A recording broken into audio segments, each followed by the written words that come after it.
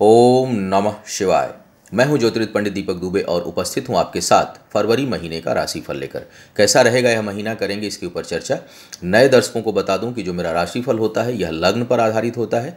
चंद्र कुंडली, नामाक्षर, सूर्य कुंडली इत्यादि को आधार ना माना करें और बेहद सामान्य आधार पर होता है। आपको चाहिए कि कोई विशेष परिस्थिति हो तो आप अपनी कुंडली का विश्लेषण कराएं, उसके बाद किसी निष्कर्ष पर पहुंचें। राशिफल को अंतिम ना माना करें और कोई बड़ा फैसला राशिफल के आधार पर ना लिया करें। मैं देखता हूं कई बार दर्शकों का आता रहता है कि हमको बहुत कुछ बड़ा निर्णय लेना है और हम राशिफल का इंतजार कर रहे हैं, तो राशिफल को अंतिम ना माना करिए, क्योंकि यह सामान्य आधार पर होता है। आपकी कुंडली में वास्तविक परिणाम आपकी दशा, अंतर्दशा, प्रत्यंतर दशा, वास्तविक कुंडली में ग्रहों की स्थितियां, इन सब चीज़ों पर बहुत कुछ निर्भर करता है।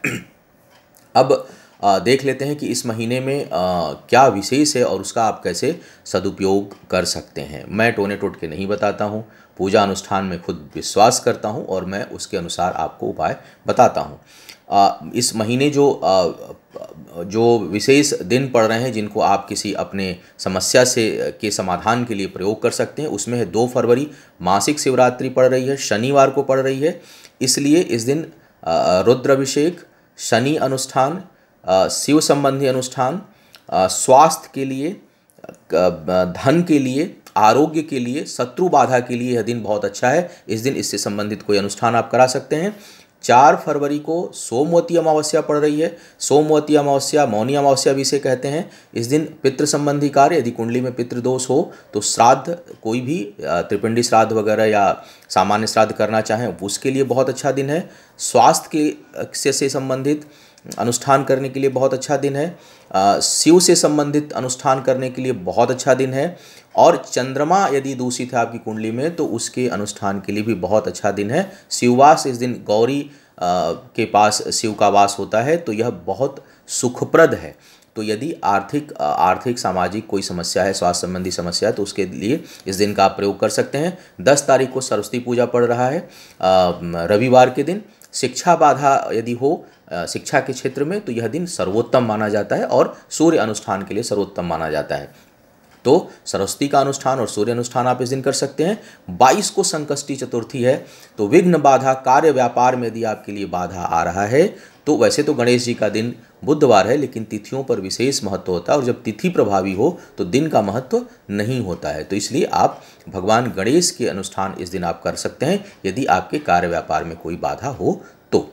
अब बात करेंगे एक एक करके क्या कह रहे हैं सितारे आपके राशि के लिए। मीन वालों की बात करते हैं। मीन वालों के लिए सबसे पहले जो है कैरियर और फाइनेंस की स्थिति को देखा जाए। आर्थिक मामले में कोई बहुत वृद्धि नहीं होने का योग है, यानी जो चल रही है वो चलती रहेगी, सामान्य है। कोई नई वृद्धि हो जाए इसकी संभावना उतनी स्ट्रांग नहीं है इस टाइम पर। हालांकि बड़ा अच्छा कॉम्बिनेशन है गुरु और मंगल का इस टाइम पर, लेकिन यह आपके प्रतिष्ठा के लिए है, आपके लिए मान सम्मान के लिए है। यदि कोई लोग किसी विवाद में, किसी कोर्ट कचहरी के मामले में फंसे हुए हैं या पीछे कहीं अपमान हुआ है, कहीं कोई कठिनाई हुई है, वो दूर होगी, वो सम्मान में परिवर्तित हो जाएगी। यानी झूठा एलिगेशन लगा हो जिनके ऊपर, उनके लिए यह समय अच्छा है कि वो उस आरोप प्रत्यारोप से मुक्त हो सकते हैं। जिनके ऊपर नहीं लगा है उनके लिए यह मान प्रतिष्ठा को बढ़ाने वाला समय है। भाग्य सहयोगी रहेगी, परिश्रम और भाग्य का बड़ा अच्छा तालमेल बना हुआ है। यानी जिस चीज़ में भी आप परिश्रम करेंगे उसमें भाग्य बहुत साथ देगी और भाग्य का साथ बनने के कारण आपको उन्नति और पदोन्नति होने की अच्छी संभावना बनी हुई है। आय के लिए जैसा मैंने कहा कि यह सामान्य महीना है। जो लोग बिजनेस में लोन लेकर के व्यापार बढ़ाना चाहते हैं वो कर सकते हैं और उसके लिए अच्छा यह योग है। और कर्ज लेकर के बिजनेस करने से, अगर आप लोन लेकर के जो लोग व्यापार करना चाहते हैं वो व्यापार करेंगे और जल्दी चुकाएंगे और अच्छा लाभ कमाएंगे। तो मुझे लगता है कि यदि कोई हिचकिचाहट आपके अंदर है कि लोन लेकर कार्य करूं कि ना करूं, तो कुंडली में यदि कोई स्थायी रूप से आपका खराब दोष नहीं है तो गोचर यह कह रहा है इस समय, इस महीने का, कि आप कर्ज लेकर बेशक कोई काम करिए और कर्ज मिलने की भी संभावना है। और उससे आप अपने व्यापार में यदि लगाते हैं तो उससे आपको उन्नति मिलने का भी संभावना है। तो कार्य व्यापार में उन्नति आपको होगी। नए व्यापार करने के लिए भी यह समय अच्छा है, सहयोगी रहेगा, आप कर डालिए।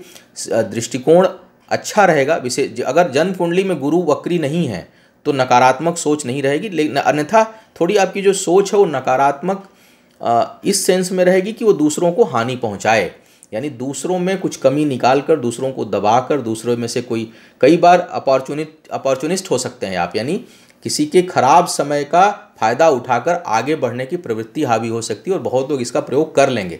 इस प्रकार का योग बन रहा है कि दूसरे को कुछ नुकसान, दूसरे को उलझाकर, दूसरे को फंसाकर आप आगे बढ़ सकते हैं। कई लोग झूठ बोलने से परहेज नहीं करेंगे आगे बढ़ने के लिए। ये चीज़ें वर्तमान में आपको उन्नति दे सकती है, देने का योग बना रही है, लेकिन इसका अंत अच्छा नहीं होता है, तो थोड़ा वहाँ संभल कर आपको रहना है। शिक्षा में बाधा के साथ उन्नति का योग है, कुछ न कुछ कठिनाइयाँ रहेंगी, मन थोड़ा भ्रमित रहेगा, लेकिन फिर भी अंतिम सफलता आपको मिल सकती है।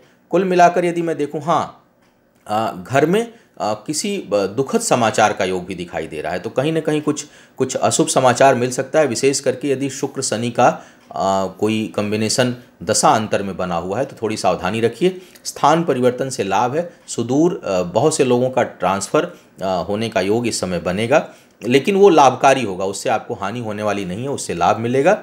और अपने पिता के सेहत का विशेष ध्यान रखिए, वहाँ कुछ कठिनाई उत्पन्न हो सकती है। पैतृक संपत्ति का यदि कोई विवाद है उसमें आपको अभी सफलता नहीं मिलेगी, उसमें आपको धैर्य रखने की आवश्यकता पड़ेगी।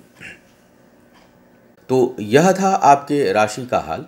उम्मीद है आपको मार्गदर्शन मिला होगा और आप अपने समय को और बेहतर इससे बना पाएंगे। आपका आने वाला समय शुभ हो, आयु, आरोग्य और ऐश्वर्य की वृद्धि हो। इन्हीं शुभकामनाओं के साथ आपसे विदा लेंगे। पुनः मुलाकात होगी किसी नए विषय पर। तब तक के लिए मुझे आज्ञा दें। ओम नमः शिवाय।